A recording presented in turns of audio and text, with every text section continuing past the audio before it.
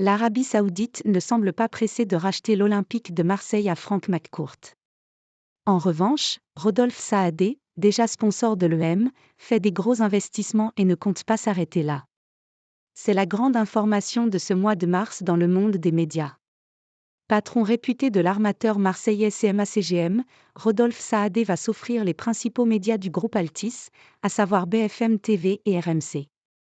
Une entrée de plus dans le monde des médias pour l'homme d'affaires qui a l'appétit grandissant de se faire une place parmi les personnes influentes du paysage médiatique français, alors qu'il était jusqu'à présent plutôt discret. Mais après le rachat de la Provence, qui lui a permis de se faire la main, puis de la Tribune dimanche, Rodolphe Saadé se développe grâce aux énormes profits réalisés par son entreprise phare. Et le rachat de BFM et RMC n'est pas forcément une fin en soi. Selon les Échos, c'est une somme de 1,55 milliard d'euros que le dirigeant marseillais a déboursé pour boucler cette opération, qui se finalisera pendant l'été. Un montant jugé très important par les spécialistes, qui estiment que la concurrence et la volonté de se créer un empire important dans les médias français ont permis cet investissement copieux. Pour ceux qui suivent l'actualité du football, c'est aussi la preuve que, s'il le voulait, Rodolphe Saadé pourrait largement reprendre les commandes de l'Olympique de Marseille. Un club qui lui tient à cœur, et dont il est déjà sponsor principal. Il se dit même qu'il est impliqué dans le projet de rachat du club par l'Arabie Saoudite, où il serait l'une des 3 parties prenantes. Mais pour le moment, cette perspective groupée tombe à l'eau. Rodolphe Saadé compte encore investir.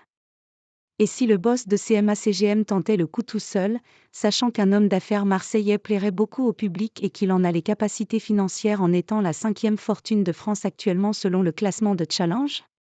Surtout que l'appétit est toujours là. Rodolphe Saadé a la puissance financière. Et il va sans doute continuer ses emplettes, a livré Jean-Clément Texier, banquier spécialisé dans l'univers de la presse. Gros bémol toutefois pour ceux qui verraient le transporteur miser gros sur l'EM, les prochains investissements de Saadé devraient une nouvelle fois concerner le secteur des médias, son nouveau dada.